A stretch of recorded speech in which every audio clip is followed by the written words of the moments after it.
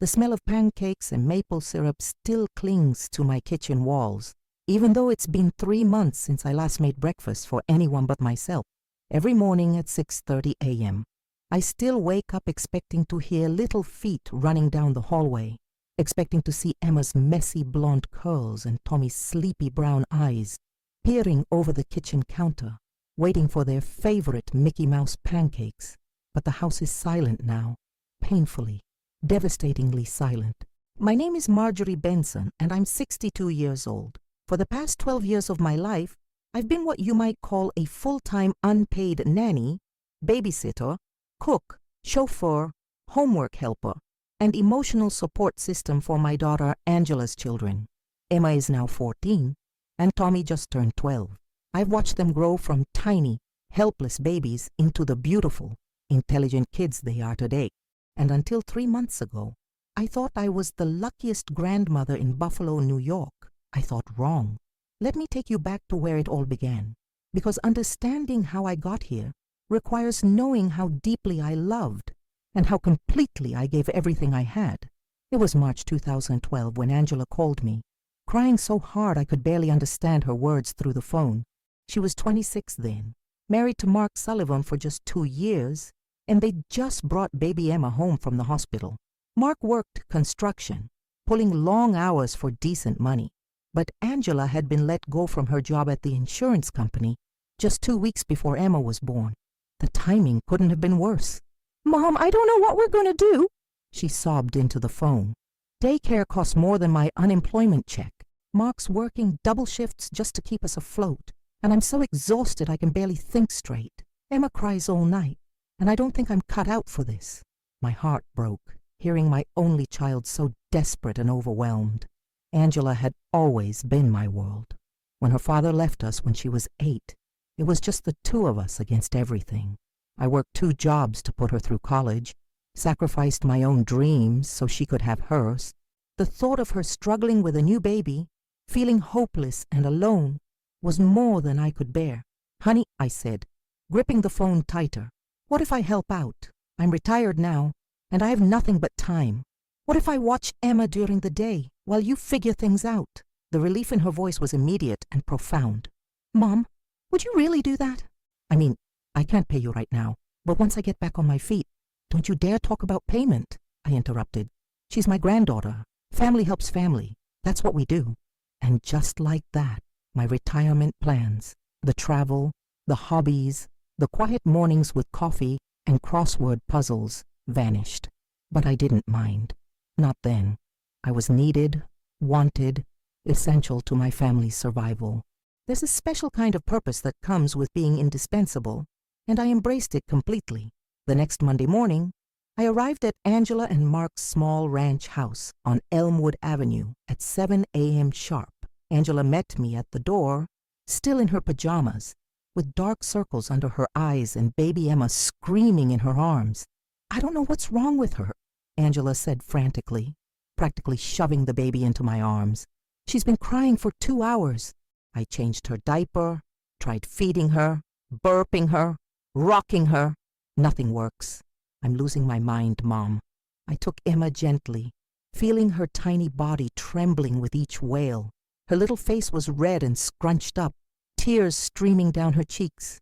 But as I held her close to my chest, swaying slightly and humming softly, the same way I used to soothe Angela when she was a baby, something magical happened.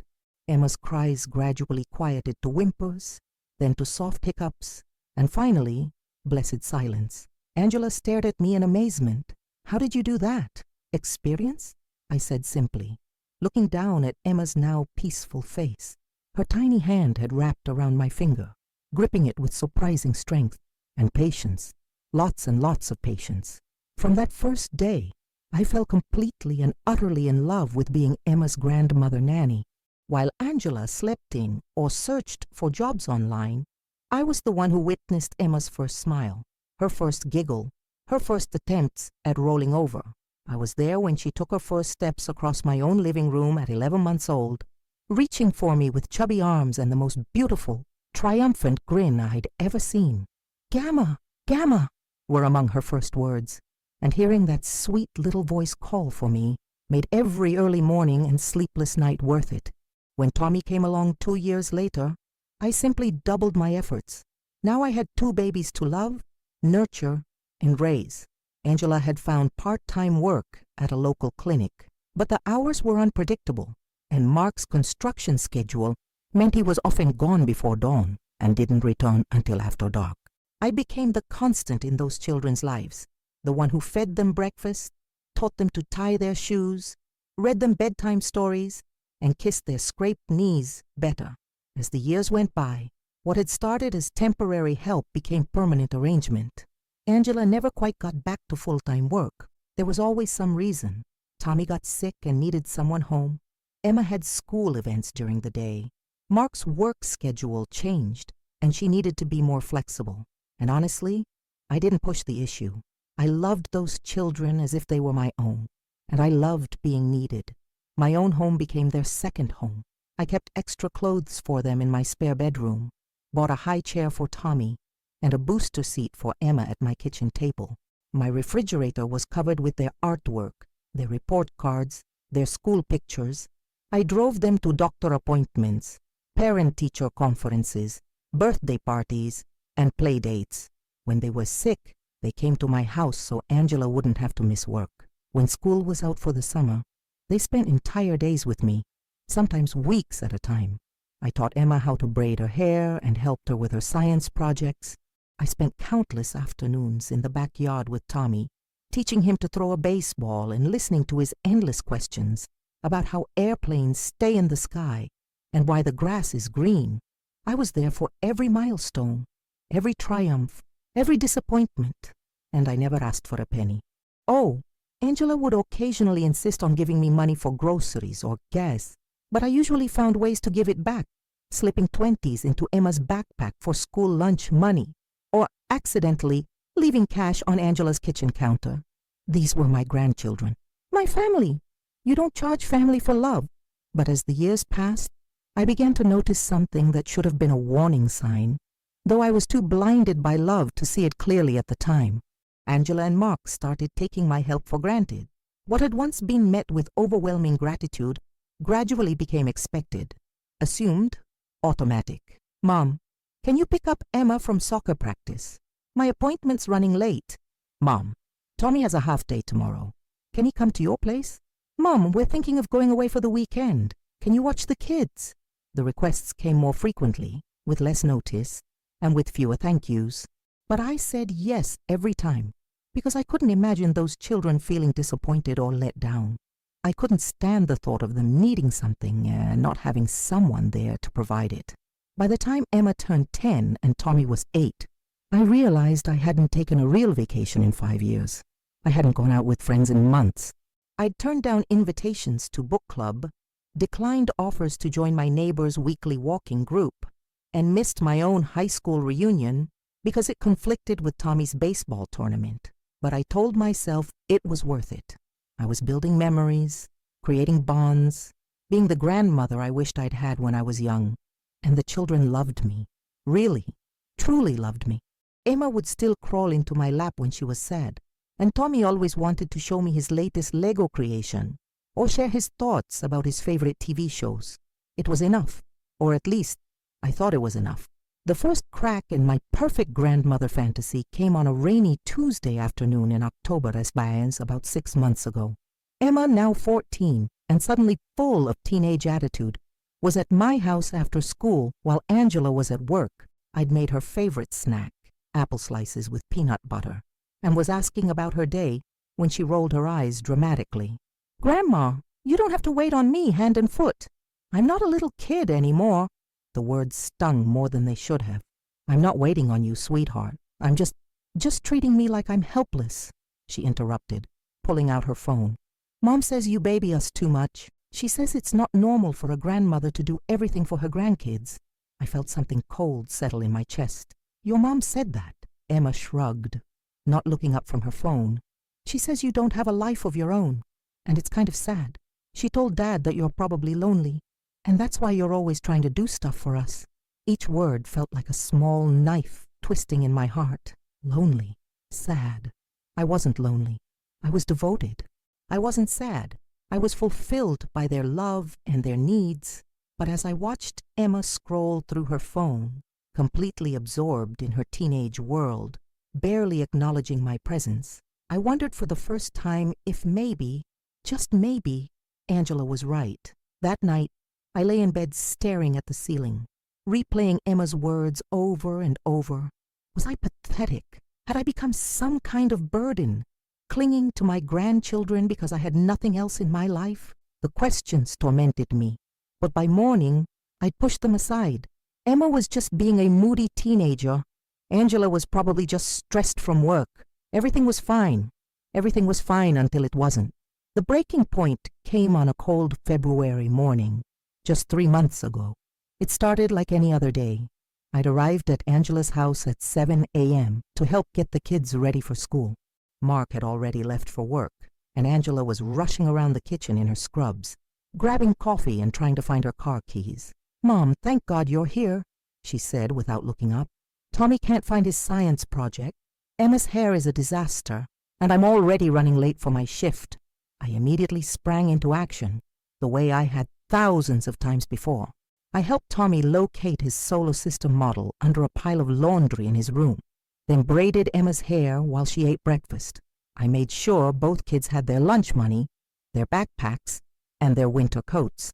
"All right, you two," I said, herding them toward the door. "Let's get moving or you'll miss the bus." That's when it happened. As we were rushing out the door, Tommy tripped over his untied shoelaces and fell hard on the front porch steps. His science project went flying, and half of his carefully painted planet scattered across the wet concrete. He started crying immediately, not just from the fall, but from seeing his project destroyed. I knelt down next to him, checking for injuries and trying to comfort him. "Oh, honey, it's okay. We can fix this. We'll gather up the pieces and—" "No, we can't," Tommy sobbed. "It's ruined. It's completely ruined. And it's due today." Emma was hovering nearby, looking panicked. "Tommy, you have to stop crying. The bus is coming, and if we miss it, we'll be late." I looked at the scattered project, then at Tommy's tear-streaked face, then at the school bus turning the corner at the end of the street. Without hesitation, I made a decision. "Emma, you go catch the bus," I said. "I'll drive Tommy to school after we fix his project." "But Grandma—" "Go," I said firmly. "Don't worry about Tommy. I've got this handled." Emma ran to catch the bus, and I spent the next 45 minutes helping Tommy salvage what we could of his project and improvising solutions for the damaged parts. By the time I dropped him off at school, with a repaired project and a much better mood, it was almost 9 a.m. When I returned to Angela's house to clean up the mess on the porch, I found her waiting in the kitchen, arms crossed, face stormy with anger. "Really, Mom?" she said, the moment I walked through the door. "Really?" I blinked, confused. "What do you mean?" "I mean, did you have to make such a big production out of Tommy's little accident? Kids fall down, Mom, projects get broken. That's life. You can't fix everything for them." I felt my defenses rise. He was upset. Angela, his project was important to him, and you swooped in like some kind of superhero to save the day, just like you always do, she interrupted, her voice rising. "Do you know what I had to deal with at work because you made him late for school? I had to explain to my supervisor why I was late, which made me look unprofessional. All because you couldn't just let Tommy face the consequences of not being more careful with his things." I stared at her, feeling like I'd been slapped. I was trying to help. "That's the problem, Mom. You're always trying to help, even when nobody asked you to. You think you're being this amazing grandmother, but really you're just getting in the way." The words hung in the air between us like poison. Getting in the way. After 12 years of giving everything I had, of sacrificing my own needs and desires, of being there for every crisis and celebration, I was getting in the way. But that wasn't even the worst part. The worst part was what came next. I stood there in Angela's kitchen, my hands still cold from the February morning air, staring at my daughter as her words echoed in my mind. Getting in the way. The phrase felt like a physical blow, knocking the wind out of me and leaving me gasping for something to say in my own defense. "Angela," I said quietly, trying to keep my voice steady, "I've been helping you with these children for 12 years. I thought—" "That's just it, Mom," she interrupted, running her hands through her hair in frustration. You think you're helping, but you're not. You're enabling. Every time Tommy or Emma faces a problem, you swoop in and fix it. How are they supposed to learn to handle disappointment? How are they supposed to develop resilience if Grandma Marjorie is always there to make everything better? I felt heat rising in my cheeks. I was trying to prevent him from having a bad day at school. He worked hard on that project. And maybe if he'd been more careful with it, he wouldn't have dropped it. Maybe if he'd faced the consequences of his carelessness, he'd learn to be more responsible next time. But now, thanks to you, he thinks that whenever something goes wrong, someone will magically appear to fix it. The unfairness of it all crashed over me like a wave. Where was this concern for their character development when you were begging me to watch them every day so you could work? Where was this philosophy when you needed me to pick them up from school, help with their homework, take them to doctor appointments, and basically raise them while you and Mark built your careers? Angela's eyes flashed dangerously. I never asked you to raise them, Mom. I asked for help. There's a difference. Help? I laughed bitterly, and the sound surprised even me. Angela, I've been their primary caregiver for over a decade. I know their teachers, names, their friends, parents, their favorite foods, their fears, their dreams. I've been to every school play, every sporting event, every parent-teacher conference. I've nursed them through stomach bugs and helped them with algebra homework. If that's not raising them, what would you call it? I'd call it overstepping, she said coldly. I'd call it taking over when no one asked you to. The kitchen fell silent except for the hum of the refrigerator and the distant sound of traffic outside. I looked around the room, at the breakfast dishes I'd washed that morning, at the lunch I'd packed for Tommy, sitting forgotten on the counter, at the family photos on the refrigerator that included dozens of pictures I'd taken of the children over the years. So what are you saying? Exactly, I asked, my voice barely above a whisper. Angela sighed heavily and sat down at the kitchen table. For a moment, she looked less angry and more tired, deeply bone-achingly tired. I'm saying that Mark and I have been talking, and we think it might be time for you to step back a little. Give us more space to parent our own children. Step back. I repeated the words slowly, tasting their bitterness. After 12 years of stepping forward every time you needed me. It's not personal, Mom. It's just Emma's becoming a teenager, and Tommy's getting older too. They need to learn independence, and Mark and I need to figure out how to handle things on our own. I stared at her. This woman I'd raised from a baby, this daughter I'd sacrificed everything for, and I felt something cold and hard settling in my chest. On your own. Like you did when Emma was a newborn, and you called me crying because you couldn't handle it. Like you did when Tommy had that fever that lasted 3 days, and you were terrified to be alone with him.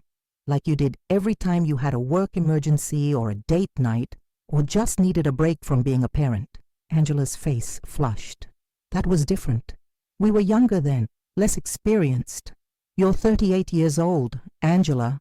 Tommy is 12. Emma is 14. If you haven't figured out how to be their parent by now, I don't think my stepping back is going to magically make it happen.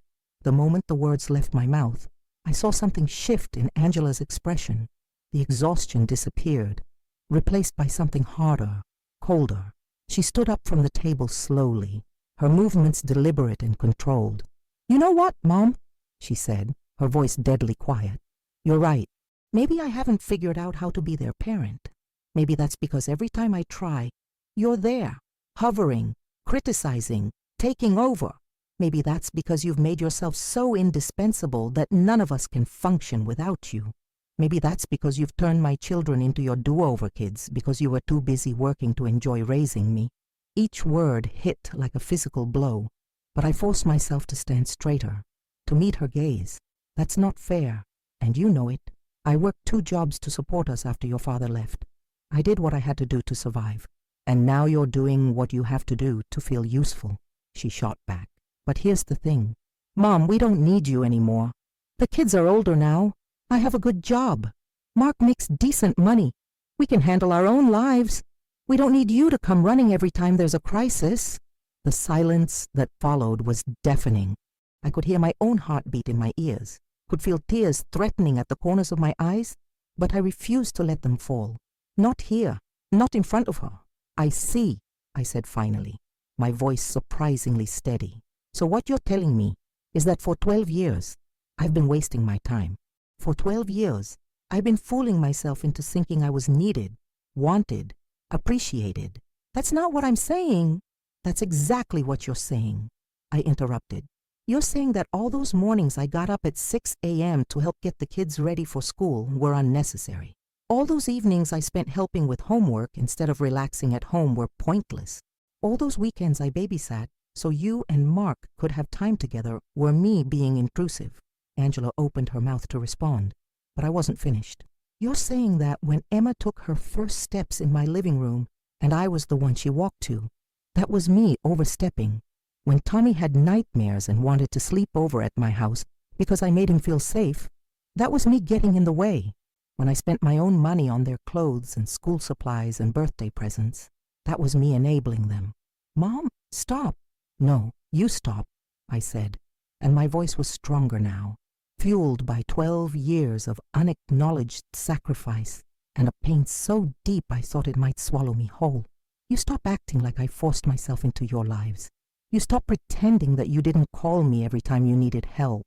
You stop rewriting history to make me the villain in the story of your family. I grabbed my purse from the kitchen counter and headed toward the door. But you know what, Angela? You're right about one thing. You don't need me anymore. And maybe it's time I stopped pretending that you ever really wanted me. Mom, wait. I turned back to face her, and I saw something in her expression that might have been regret, or maybe just surprise that I was finally standing up for myself. But it was too little, too late. I'll pick up Tommy after school today, since I already promised him I would, I said calmly. But after that, you and Mark can handle your own children. You can figure out your own schedules, solve your own problems, and deal with your own crises. You're right. They're not my kids. They never were. I walked out of that house and didn't look back, even though every instinct I had was screaming at me to turn around, to apologize, to beg Angela to let me continue being the grandmother I'd always been. But for the first time in 12 years, I kept walking. That afternoon, when I picked Tommy up from school, he was practically bouncing with excitement. Grandma, guess what? Mrs. Patterson loved my project.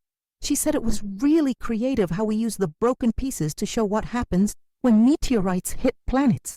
She gave me an 8. I smiled at him through the rear view mirror, my heart breaking a little more with each word.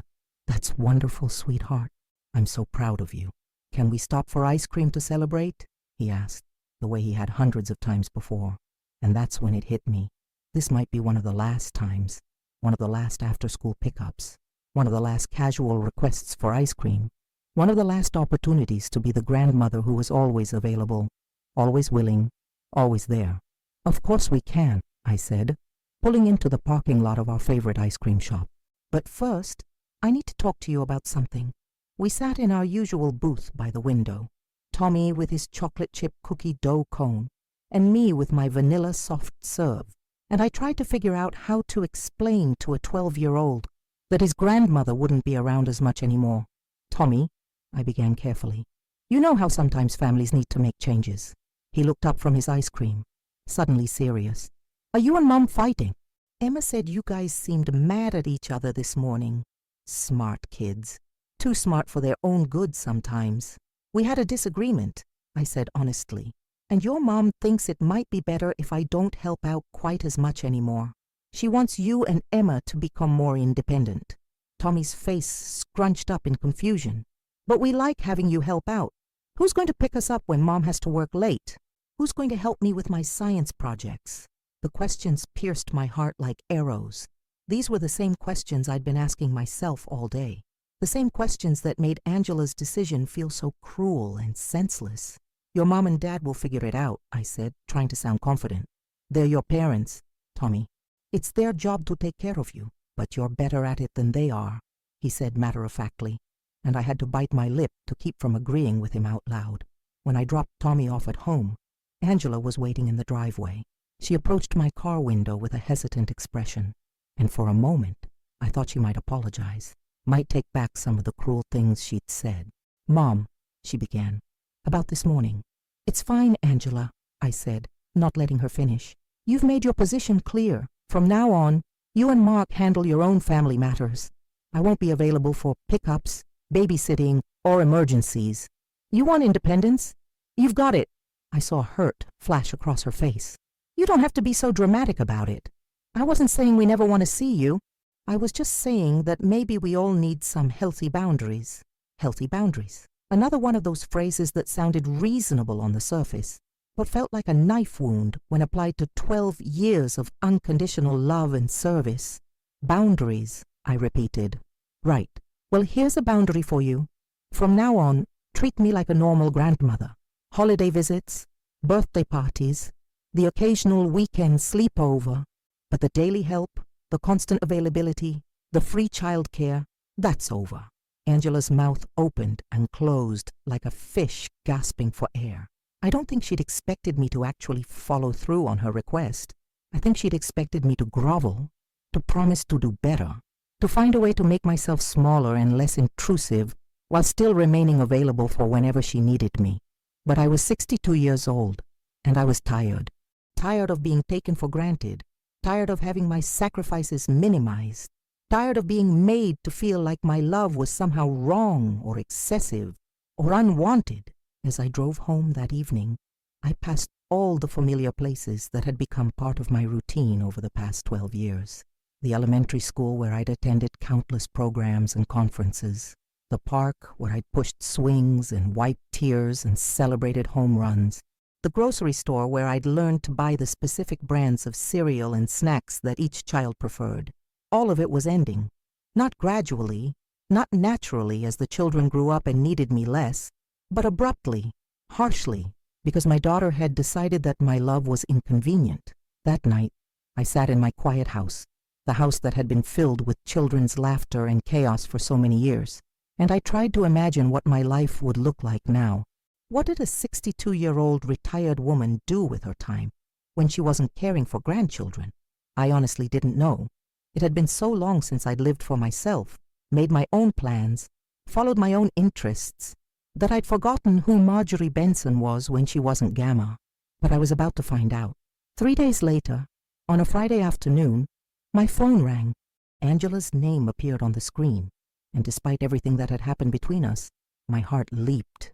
Maybe she was calling to apologize. Maybe she'd realized how unfair she'd been. Maybe she needed me and this whole independence experiment had already fallen apart.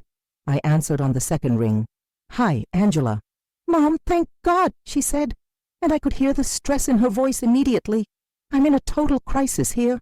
My supervisor just called an emergency meeting for Monday morning, and I need someone to watch the kids. Mark's out of town for work, and I can't find anyone else on such short notice. Can you—" No.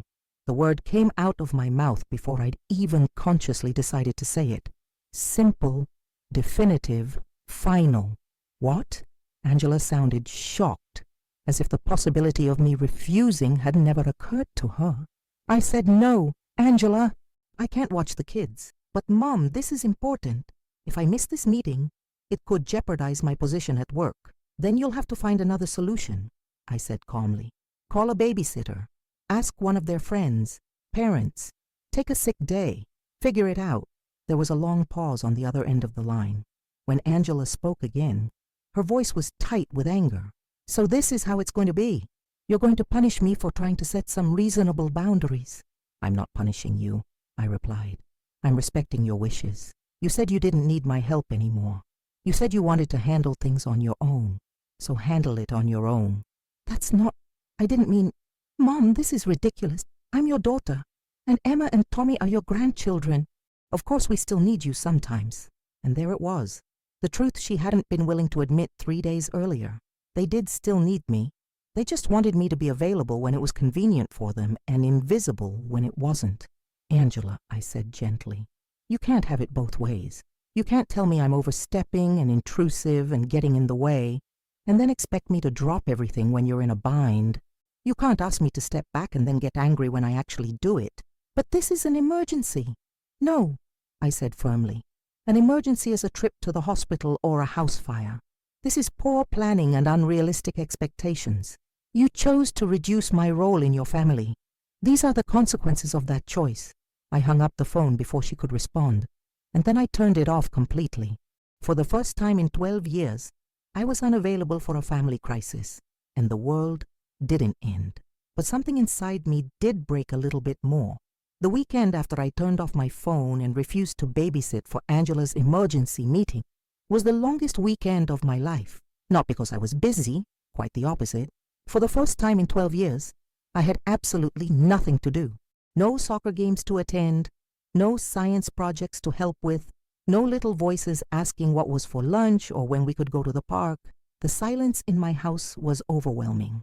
Saturday morning, I woke up at 6:30 a.m. out of habit, my body programmed after years of early morning childcare duties. I lay in bed for 20 minutes, listening to the absence of running footsteps and cartoon theme songs, before finally getting up and making coffee for one. Just one cup, not the full pot I'd been brewing every morning to fuel marathon days of kid wrangling.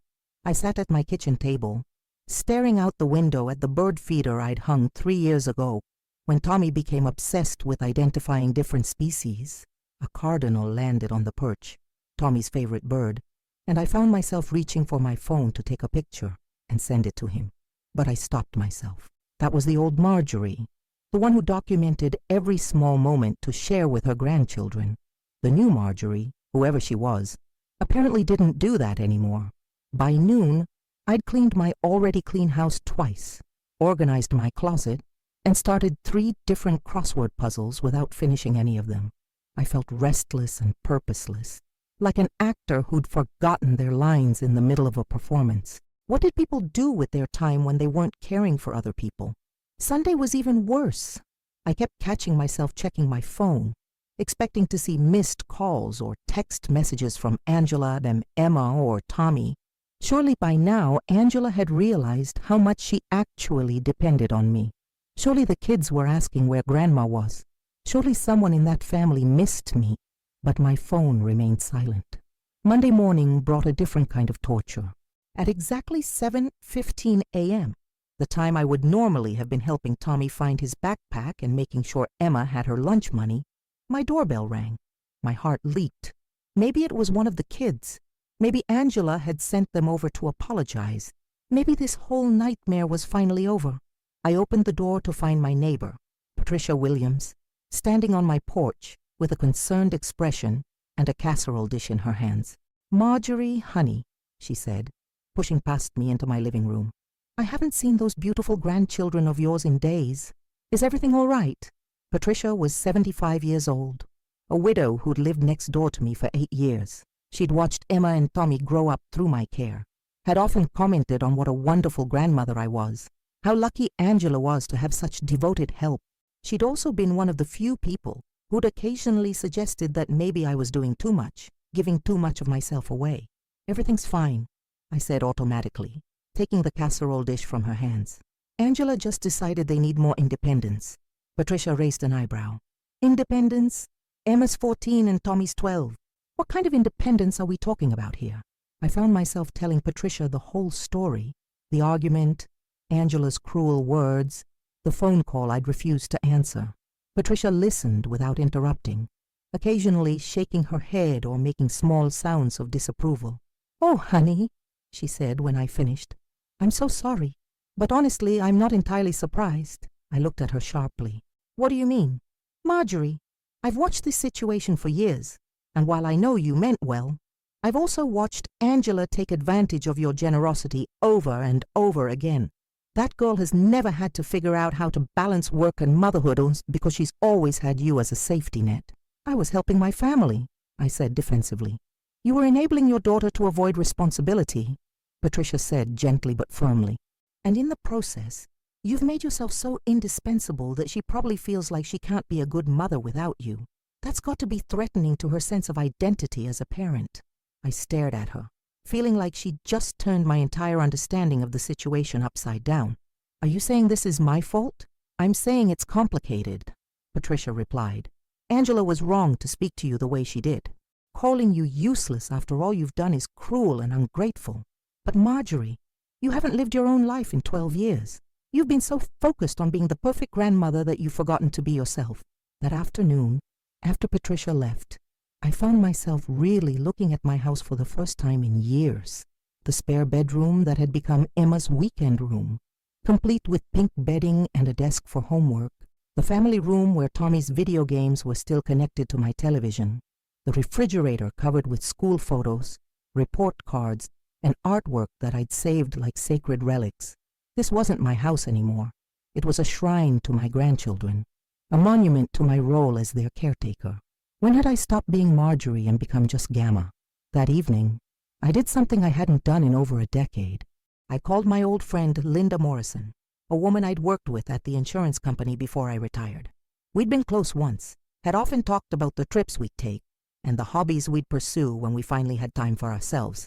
But over the past 12 years, I'd declined so many of her invitations, missed so many opportunities to maintain our friendship, that we'd drifted apart. Marjorie! Linda's voice was warm with surprise. What a wonderful surprise! How are those beautiful grandchildren of yours? And there it was again, the assumption that my identity was inseparable from my role as grandmother. Even my oldest friend saw me primarily through that lens. Actually, Linda, I said, I was calling to ask if you'd like to have lunch this week. Just the two of us. I find myself with some unexpected free time. We made plans for Thursday at a little bistro downtown that I'd driven past hundreds of times but never had time to try. After I hung up, I felt something I hadn't experienced in years, anticipation for something that had nothing to do with children or family obligations. Tuesday brought another test of my resolve. Emma called me directly, her teenage voice trying to sound casual, but failing to hide her confusion and hurt. "Hey, Grandma," she said. "Mom said you're not picking us up from school anymore. Is that true?" My heart clenched at the uncertainty in her voice. "Your mom felt it was time for you and Tommy to become more independent," I said carefully. "But what if we want to come over? What if we miss hanging out with you?" The question nearly broke my resolve. This was Emma, my first grandchild, the little girl who'd taken her first steps toward me, who'd crawled into my lap when she was scared or sad. How could I explain to her that her mother had made it clear I was no longer welcome to be such a central part of their lives? "You can still visit, sweetheart," I said, "but it needs to be planned in advance, with your parents' permission. No more just dropping by whenever you feel like it." "That's weird, Grandma. Since when do I need permission to see you?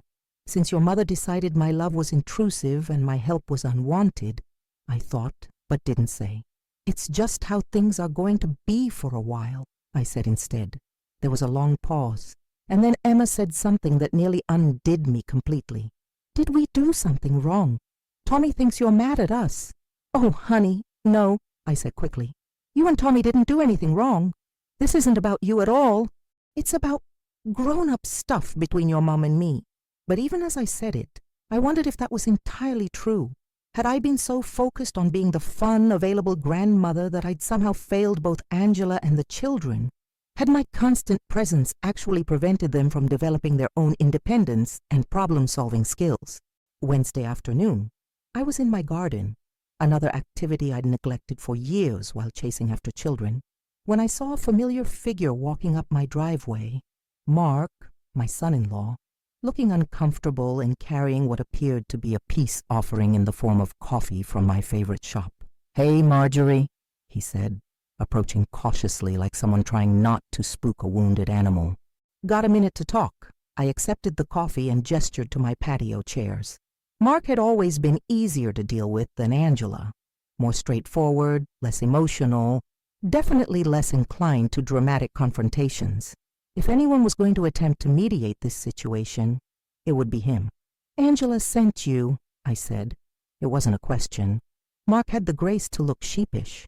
"She's worried about you, about the kids, about how this whole thing spiraled out of control. Is she worried enough to apologize for calling me useless and telling me I was getting in the way?" Mark sighed and ran his hand through his thinning hair. "Look, Marjorie, I'm not going to pretend Angela handled this well. She was stressed about work, frustrated with the kids, and she took it out on you. That wasn't fair. But," I could hear the unspoken word hanging in the air, "but she's not entirely wrong about some things," Mark continued carefully. "Emma and Tommy do rely on you a lot, maybe too much. Last week, When Tommy's project got damaged, his first instinct wasn't to problem solve or ask us for help. It was to look for you to fix it. That's probably not great for his development. I felt defensive anger rising in my chest. So I'm supposed to just stand there and watch him cry. I'm supposed to ignore his distress because it might build character. No, of course not. But maybe there's a middle ground between ignoring his distress and completely taking over the situation. Mark leaned forward in his chair, his expression earnest. Marjorie, you've been incredible with Emma and Tommy. They love you more than anything, and Angela and I will always be grateful for everything you've done. But they're getting older now, and they need to learn that they can handle problems themselves. They need to trust that Angela and I can take care of them. And do you? I asked bluntly. Can you take care of them? Because for 12 years, every time there was a crisis or even a minor inconvenience, I got called. Every time you needed flexibility or backup or just a break, I was expected to provide it. Now suddenly you don't need me, but I'm supposed to believe that's because you've all become more capable overnight. Mark was quiet for a long moment, staring down at his coffee cup. When he looked up, there was something like resignation in his eyes. You're right, he said simply. We have depended on you too much. We've taken advantage of your generosity and your love for the kids. And maybe we've never really learned to function as a family unit, because we've always known you were there as backup. The honesty in his admission was both validating and heartbreaking. Finally, someone was acknowledging what I'd been feeling, that my help hadn't just been appreciated, it had been essential. But that same admission also confirmed Patricia's observation. By making myself so indispensable, I'd perhaps prevented Angela and Mark from growing into the parents they needed to be. So what happens now? I asked. Now we figure out how to be a family without relying on you for everything, Mark said. And hopefully, we figure out how to still have you in our lives without making you feel taken for granted. And what if Angela doesn't want me in your lives? Mark looked genuinely surprised. Is that what you think? Marjorie, Angela doesn't want you gone. She wants boundaries. She wants to feel like she can be a good mother without constantly comparing herself to you. This was the first glimpse I'd gotten into what might actually be motivating Angela's behavior. Not just ingratitude or cruelty, but insecurity. The possibility that my constant presence and competence had made her feel inadequate as a mother. I never meant to make her feel that way, I said quietly. I know, Mark replied. But think about it from her perspective. Emma and Tommy come to you when they're hurt. They prefer your cooking to hers. They'd rather spend weekends at your house than at home. When Tommy fell and his project broke, he didn't even look to Angela for comfort. He looked to you. How do you think that makes her feel? I sat there in my garden, surrounded by the flowers I'd been neglecting for years, and felt the weight of Mark's words settling over me. Had I inadvertently competed with Angela for her children's affection? Had I made her feel like a secondary parent in her own family? I was just trying to help, I said, and even to my own ears, the words sounded weak and inadequate. I know, Mark said again, but sometimes help can become overwhelming, even when it comes from love. After Mark left, I spent the evening thinking about everything he'd said. For the first time since this whole crisis began, I tried to imagine the situation from Angela's perspective. What would it feel like to have your own mother so seamlessly step into your parenting role that your children seem to prefer her company to yours? What would it feel like to be constantly aware that someone else could handle your children's needs more easily, more competently, more patiently than you could? It wouldn't feel good. It would feel threatening and diminishing and frustrating. But that still didn't excuse calling me useless or telling me I was getting in the way. That still didn't make it right to take 12 years of sacrifice and love and throw them back in my face the moment they became inconvenient. Thursday's lunch with Linda was exactly what I needed.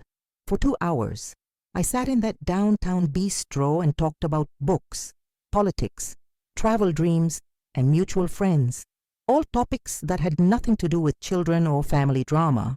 Linda told me about her recent trip to Ireland, her new pottery class, her volunteer work at the animal shelter.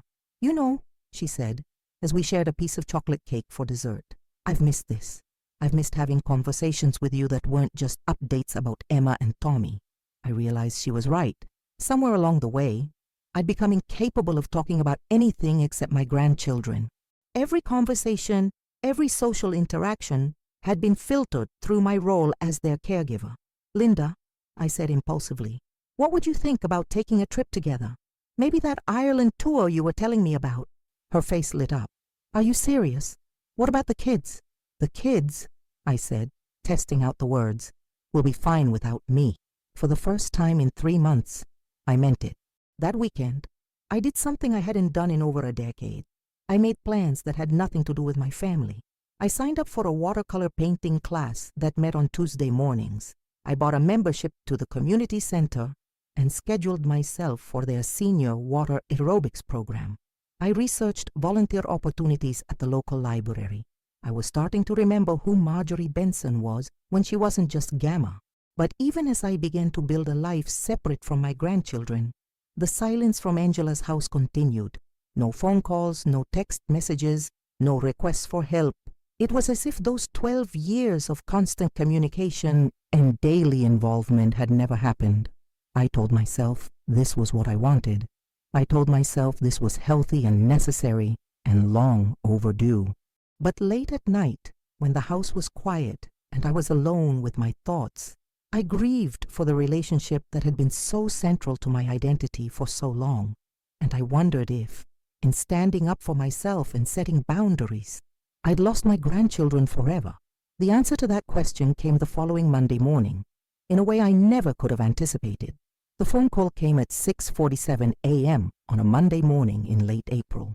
I know the exact time because I was sitting at my kitchen table with my coffee and my new watercolor supplies, preparing for my 3rd painting class, when my phone rang with an unfamiliar number. Is this Marjorie Benson? The voice was professional, calm, but there was an underlying urgency that made my stomach clench immediately. Yes, this is Marjorie. Mrs. Benson, this is Sarah Martinez from Buffalo General Hospital. I'm calling about your grandson, Tommy Sullivan. He's been admitted to our emergency department, and you're listed as one of his emergency contacts. The world tilted sideways. My coffee mug hit the floor, sending hot liquid and ceramic shards across my kitchen tiles, but I barely noticed. What happened? Is he okay? Where are his parents? Mrs. Benson, Tommy was brought in early this morning with what appears to be a severe allergic reaction. He's stable now, but we had some difficulty reaching his parents. His father is apparently out of town on business, and his mother's phone seems to be going straight to voicemail. Tommy gave us your number and asked us to call you. My mind was racing, trying to process this information. Mark was out of town. That was normal for his construction job. But Angela not answering her phone, that was unusual, especially on a school morning. I'll be right there, I said, already moving toward my purse and car keys. Mrs. Benson, before you come, I need to verify. Are you authorized to make medical decisions for Tommy if his parents can't be reached? I stopped dead in my tracks. For 12 years, the answer would have been an automatic yes. I'd been to every doctor's appointment, knew every medication, every allergy, every medical concern. But now, after our family separation, after Angela's demands for boundaries and independence, I honestly didn't know what my legal status was. Yes, I said finally. I'm his grandmother, and I've been his primary caregiver for years. If his parents can't be reached, then yes, I'm authorized. I prayed that was still true. The drive to Buffalo General felt both eternal and instantaneous. My hands were shaking on the steering wheel as I tried to imagine what could have happened. Tommy had a mild allergy to shellfish, but we'd always been careful about that. What could have triggered such a severe reaction? When I arrived at the emergency department, I was directed to a small room where Tommy lay in a hospital bed, looking pale and small and scared. His face was still slightly swollen, and there were IV lines in his arm, but his eyes brightened when he saw me. "Grandma," he said, his voice hoarse but relieved. "I knew you'd come." I rushed to his bedside, wanting to gather him in my arms but afraid of disturbing his medical equipment. "Oh, sweetheart, what happened? Are you okay?" "I had a sleepover at Jake Morrison's house," Tommy said, referring to his best friend. "His mom made pancakes for breakfast, and I guess they had nuts in them. I didn't know. They looked like regular pancakes. But then my throat started feeling weird, and my face got all puffy, and Jake's mom freaked out and called 911. My heart sank. Tommy had developed a tree nut allergy 2 years ago, something that hadn't been an issue when he was younger. But it was a newer allergy, one that not everyone in his circle knew about. I always carried his EpiPen when he was with me, always made sure to inform other parents about his dietary restrictions. "Where's your EpiPen, honey?" I asked, though I suspected I already knew the answer. Tommy looked embarrassed. "I forgot it. Mom was supposed to pack it in my overnight bag, but she forgot too, and I didn't want to make a big deal about it because Jake's mom had already bought all the food for breakfast." This was exactly the kind of situation I would have prevented. I would have double-checked his bag, confirmed with Jake's mother about the food being prepared, made sure the EpiPen was not just packed but accessible. But I hadn't been involved in planning this sleepover. For the first time in years, Tommy had been left to navigate his medical needs without my oversight, and it had nearly been a disaster. A doctor appeared in the doorway, a young woman with kind eyes and a reassuring manner. "Mrs. Benson, I'm Dr. Ashley Chen. Tommy's doing much better now. We administered epinephrine and steroids, and his reaction is subsiding, but I'd like to keep him for observation for a few more hours, just to be safe." "Of course," I said. "Whatever he needs. Have you been able to reach his mother?" Dr. Chen's expression grew slightly concerned. "We're still trying. We've left several messages, but no response yet. We also tried the father's number, but it goes straight to voicemail, presumably because he's traveling." I felt a familiar surge of the protective instincts that had governed my life for 12 years. "What do you need from me? What decisions need to be made?" "Well, Tommy will need to stay until at least this afternoon. Someone will need to pick up a new EpiPen prescription and make sure he has it with him at all times. We'll also want to schedule a follow-up with his allergist to discuss whether his sensitivity has increased. All things I would have handled automatically in the past. All things that Angela and Mark would now need to figure out on their own. "I can take care of the prescription," I said, "and I'll make sure he gets to his allergist appointment." Dr. Chen smiled. "Excellent. Tommy's lucky to have such a dedicated grandmother." But as I sat beside Tommy's hospital bed, watching him doze fitfully between nurse visits, I couldn't shake the feeling that luck had nothing to do with it.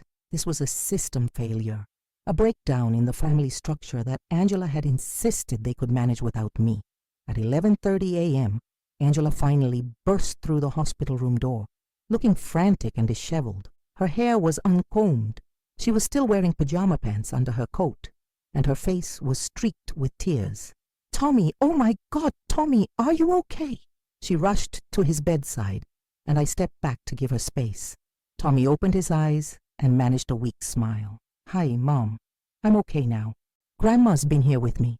Angela looked at me for the first time since entering the room, and I saw a complex mix of emotions flash across her face. Relief, gratitude, embarrassment, and something that might have been shame.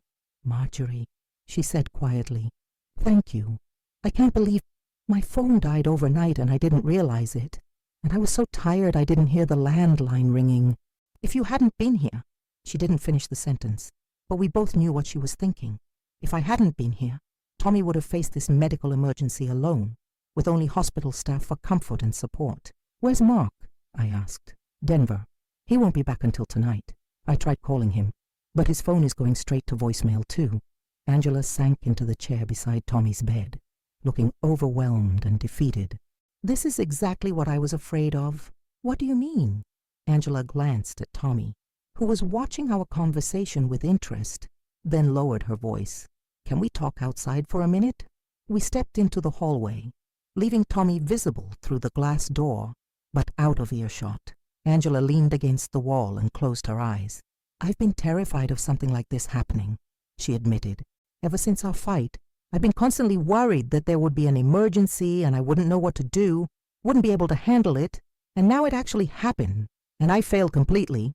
I wanted to point out that this was exactly what I'd been providing for 12 years. Emergency backup, medical expertise, constant vigilance. But Angela looked so fragile, so genuinely distressed, that I held my tongue. "You didn't fail," I said instead. "Your phone died. Mark was traveling. These things happen. But you would have prevented this," Angela said, opening her eyes to look at me directly. You would have remembered the EpiPen. You would have called Jake's mother to discuss the menu. You would have made sure Tommy was safe. It was true, and we both knew it. But I wasn't sure if she was acknowledging my value or resenting my competence. Angela, I said carefully, are you saying you want me to be more involved again? She was quiet for a long moment, staring down the hospital corridor where nurses and doctors moved efficiently between rooms, caring for other people's crises and emergencies. I don't know, she said finally. I'm so confused about everything. I meant what I said about wanting the kids to be more independent, about wanting Mark and me to handle our own responsibilities. But this morning, when I realized Tommy was in the hospital and I wasn't here, when I thought about him being scared and alone, I felt like the worst mother in the world. You're not a bad mother, I said, and I meant it. You're a mother who's trying to figure out how to balance work and family and your own needs. That's not easy for anyone, but it was easier when you were helping, she admitted. It was easier when I knew that if something went wrong, you'd be there to handle it. I took that for granted, Mom. I took you for granted. This was the closest to an apology I'd gotten from Angela since our fight, and part of me wanted to accept it and go back to the way things were. But I'd spent the past 2 months rediscovering who I was beyond my role as emergency grandmother, and I wasn't ready to give that up completely. Angela, I said, I love Tommy and Emma more than my own life. If there's ever a real emergency, if you truly need me, I will always be here, always. But I can't go back to being your full-time backup childcare solution. I can't go back to having no life of my own. Angela nodded slowly. I understand. And honestly, I don't want you to. This morning scared me. But it also made me realize that Mark and I do need to become more self-sufficient. We need to have better emergency plans, better communication systems. We need to stop relying on you to think of everything for us. But I could sense there was more she wanted to say. But I also realized that pushing you completely away wasn't the answer either. The kids love you, and they need you in their lives, not as their primary caregiver, but as their grandmother. And I need you too. Not to take over my responsibilities, but to be there when things get overwhelming. We stood in that hospital hallway, 2 women who loved the same children but had lost our way in figuring out how to love them together. For the first time in months, I felt like we might be able to find a path forward. So what does that look like? I asked. Angela took a deep breath. I don't know exactly. Maybe we start with family dinners once a week. Maybe the kids can spend 1 weekend afternoon with you, planned in advance. Maybe I call you when I need advice, instead of expecting you to just know when I need help. It wasn't the constant involvement I'd had before, but it also wasn't the complete separation that had been breaking my heart for the past 2 months. I'd like that, I said. I'd like to be part of your lives without taking over your lives. We were interrupted by Dr. Chen, who appeared with Tommy's discharge papers and a prescription for a new EpiPen. As we handled the practical details of his care, insurance information, follow-up appointments, medication instructions, I realized something had shifted between Angela and me. We were working together again, but as partners rather than as primary caregiver and backup parent. The drive home was quiet but comfortable. Tommy dozed in the passenger seat, exhausted from his medical adventure, while I navigated the familiar streets of Buffalo. When we arrived at Angela's house, she helped Tommy inside and settled him on the couch with his favorite blanket and a movie. "Mom," she said, as I prepared to leave, "there's something else I need to say." I waited, not sure what to expect. That day we fought, I called you useless. That was cruel and unfair and completely wrong. You're not useless. You're one of the most capable, generous, loving people I know. I was feeling overwhelmed and inadequate, and I took it out on you. I'm sorry. The apology I'd been waiting for, needing to hear. It didn't erase the hurt of that day, but it acknowledged it, validated it. "Thank you," I said simply. "That means a lot to me. I also need to ask you something," Angela continued. "And I want you to be honest with me, even if it's hard to hear." I nodded for her to continue. "Do you think I'm a good mother?" The question caught me off guard. I looked at this woman I'd raised, this daughter who'd struggled and succeeded and failed and tried again, just like every parent does. "Angela," I said, I think you're a mother who loves her children and wants what's best for them. I think you're learning and growing and making mistakes, just like I did when I was raising you. I think Tommy and Emma are lucky to have you, even though I forgot the EpiPen, even though I wasn't there this morning, even though you're human, I said firmly. Perfect mothers don't exist, sweetheart. Good mothers do, and you're a good mother. I could see tears forming in her eyes. I've been so worried that the kids love you more than me, that they'd rather be with you than with Mark and me. Oh, honey, I said, my heart breaking for her insecurity. They love me because I'm their grandmother. It's a different kind of love than what they have for their parents. You can't be replaced, Angela. You're their mother. That's a role that's yours and yours alone. As I drove home that afternoon, I reflected on how much had changed in just one day. This morning, I'd been preparing for a painting class, focused on building my independent life. Tonight, I was once again intimately involved in my family's medical drama, but in a way that felt sustainable rather than overwhelming. Tommy's allergic reaction had been scary, but it had also been a catalyst for honest conversations that had been needed for months. Angela and I had both learned something important, that love without boundaries becomes enabling, but boundaries without love become isolation. Maybe we could find a middle ground. Maybe I could be a grandmother who was present but not controlling, helpful but not indispensable, loving but not overwhelming. Maybe it was possible to have both a family and a life of my own. But the real test would come in the weeks and months ahead, as we all learn to navigate this new normal together. 3 months have passed since Tommy's hospital stay, and I'm sitting in my garden on a warm July morning, painting watercolors of the roses I finally had time to properly tend. My easel is set up beside the bird feeder that Tommy helped me refill yesterday during his Saturday afternoon visit, a weekly tradition we've established as part of our new family arrangement. The silence in my house is no longer deafening. It's peaceful now, chosen rather than imposed. I've learned the difference between being alone and being lonely, and for the first time in years, I genuinely enjoy my own company. My phone buzzes with a text message from Angela. Mom, Emma has a friend coming for dinner tonight. Any chance you could share your famous lasagna recipe? I promise I won't call if it's a disaster. I smile as I type back, recipe attached, but call me if you need tips. That's what grandmothers are for. This is what our new relationship looks like. Angela asking for advice rather than expecting me to take over. Me offering support without assuming control. It's taken time and patience from all of us, but we've found a rhythm that works. The changes didn't happen overnight. In the weeks following Tommy's medical scare, we all had to learn new ways of being together. Angela and Mark invested in a better emergency communication system, backup phone chargers, multiple contact numbers, clear protocols for when Mark travels. They also had honest conversations with both kids about responsibility and independence, explaining that growing up means taking better care of yourself and being more aware of your own needs. Tommy now carries his EpiPen religiously and has learned to advocate for himself about his allergies. Emma has taken on more responsibility for her own schedule and transportation. They've both learned that independence doesn't mean isolation. It means being capable while still maintaining connections. As for me, I've discovered that stepping back didn't mean stepping away. I still have a relationship with my grandchildren, but it's more intentional now, more balanced. Instead of being their constant caretaker, I'm their devoted grandmother who sees them regularly but doesn't manage their daily lives. Sunday family dinners have become our anchor tradition. Every week, we gather at either my house or theirs for a meal that we all contribute to. Emma might make dessert, Tommy helps with setting the table, Angela cooks the main course, Mark handles cleanup, and I usually bring a side dish or salad.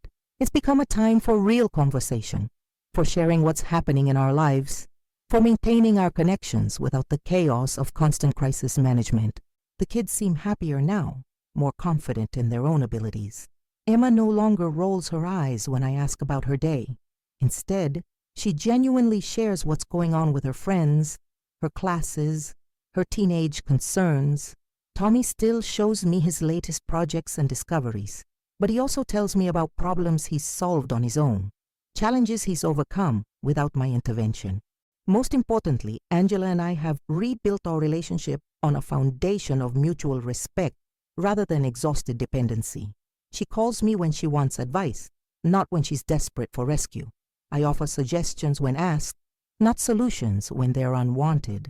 We've both had to learn new skills. She's had to learn to function as the primary parent, and I've had to learn to function as a supportive but not central family member. It hasn't been perfect.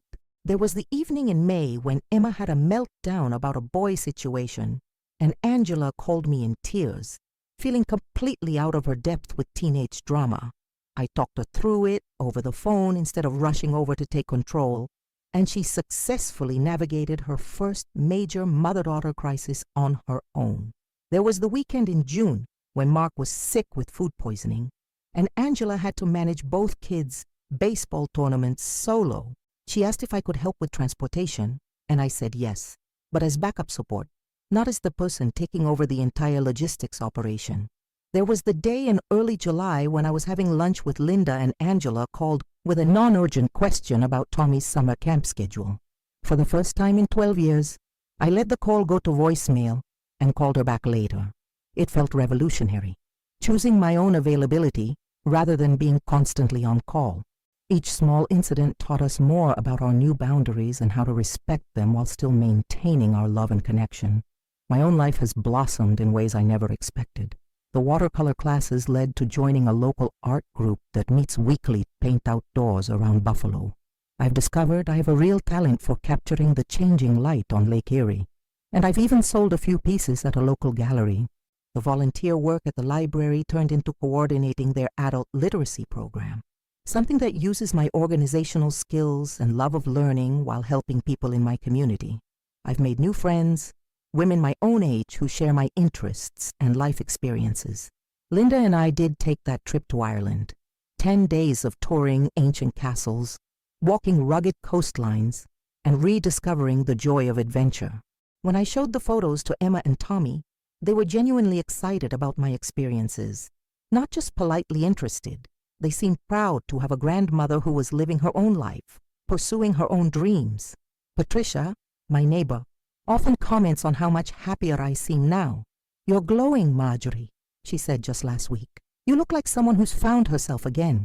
And I think I have. For so many years, I defined myself entirely through my relationships with others, first as Angela's mother, then as Emma and Tommy's grandmother. I'd forgotten that I was also Marjorie Benson, a woman with her own interests, talents, friendships, and dreams. The most surprising discovery has been how much better a grandmother I am when I'm not trying to be a substitute parent. When Emma calls to talk about her high school applications, I can listen and offer perspective without feeling responsible for managing every detail of her future. When Tommy wants to show me his latest science experiment, I can marvel at his creativity without worrying about whether he's learning enough or advancing quickly enough. I love them more freely now because I'm not carrying the weight of their entire well-being on my shoulders. Their parents carry that weight as it should be, and I get to be the grandmother who cheers from the sidelines, offers wisdom when asked, and provides unconditional love without unconditional availability. Last Saturday, as Tommy and I were working in my garden together, he asked me a question that surprised me. "Grandma, are you happier now than you were before?" I looked at this thoughtful 12-year-old, dirt under his fingernails from helping me plant new bulbs, genuine curiosity in his brown eyes. "What do you mean, sweetheart?" "I mean before, when you were at our house all the time and helping with everything. You seemed tired a lot. Now you seem, I don't know, more like yourself." The wisdom of children never ceases to amaze me. Tommy had noticed something that took me months to recognize, that in trying to be everything to everyone, I'd lost myself completely. "I think I am happier," I told him honestly. "I love you and Emma and your parents very much, but I also needed to remember how to love myself and my own life, and you still love us just as much, I assured him. "But in a healthier way," he nodded solemnly, seeming to understand something that many adults struggle with, that love doesn't have to be consuming to be complete. This past week, Angela surprised me with something that felt like a true gift. She called on Wednesday evening, not with a crisis or a request for help, but just to talk. I've been thinking, she said, about what kind of mother I want to be and what kind of daughter I want to be. And I realized I want to be the kind of daughter who calls her mom just to check in, not just when I need something. We talked for over an hour about her work, my art classes, a book we'd both been reading, her concerns about Emma starting high school in the fall. It was the kind of conversation I'd hoped we could have when she became an adult, but that had gotten lost in years of crisis management and childcare logistics. I'm proud of you, Mom, she said before we hung up. I'm proud of how you've built this new life for yourself. I'm proud of how you've been patient with all of us while we figured out this new normal, and I'm proud to be your daughter. Those words meant more to me than any thank you for babysitting or praise for handling an emergency. They acknowledged me as a complete person, not just as a useful resource. Yesterday, Mark stopped by while I was painting in my garden. He sat quietly for a few minutes, watching me work on a watercolor of the sunset over Lake Erie. Marjorie, he said finally, I owe you an apology. I looked up from my painting, surprised. Mark and I had always gotten along well, and he'd been the most reasonable voice during our family crisis. For what?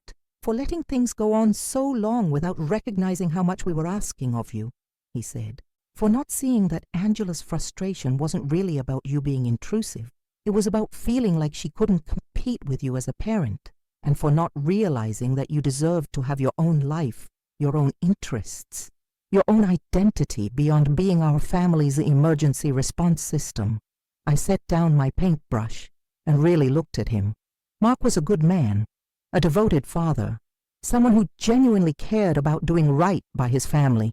His apology felt important, not because I needed it, but because it showed how much all of us had grown through this difficult period. Thank you, I said. That means a lot coming from you. The kids are lucky to have you as their grandmother, he continued. But more than that, they're lucky to have you as an example of what it looks like to value yourself, to pursue your own dreams, to set healthy boundaries while still maintaining love and connection. He was right. By learning to say no to being taken for granted, I'd taught Emma and Tommy something valuable about self-respect. By pursuing my own interests and friendships, I'd shown them that life doesn't end when your primary usefulness to others diminishes. By refusing to accept being called useless, I demonstrated that love and respect must go hand in hand. As I sit here this morning, 3 months after that terrible phone call that changed everything, I realized that crisis was actually a gift. It forced all of us to examine our relationships, our assumptions, our patterns of behavior that had become unhealthy, even though they'd started from a place of love. Tommy's allergic reaction taught us that independence and support aren't mutually exclusive. Angela's cruel words, painful as they were, opened a conversation that was long overdue. My decision to step back and reclaim my own life showed everyone in the family that boundaries can actually strengthen relationships rather than weaken them. I still love my grandchildren with every fiber of my being. I would still drop everything for a genuine emergency. I still want to be part of their lives, to watch them grow and succeed and occasionally fail and learn from their mistakes. But I also love myself now. I love my art, my friendships, my volunteer work, my travel plans. I love the quiet mornings in my garden and the exciting afternoons at the gallery. I love being someone who has stories to tell Emma and Tommy about my own adventures, rather than someone whose only stories are about their achievements. The phone rings now, and instead of automatically assuming it's a family crisis, I smile when I see Linda's name on the screen. Marjorie, she says excitedly, I just saw the most amazing article about art workshops in Tuscany. What do you think about planning another adventure? I think, I say, looking around my beautiful garden where I've learned to bloom again. That sounds absolutely perfect. After I hang up, I text Angela. Linda and I are planning a trip to Italy in the fall. Would you and the kids like to come over for dinner this weekend so I can show you the photos from our Ireland trip and we can plan this new adventure together?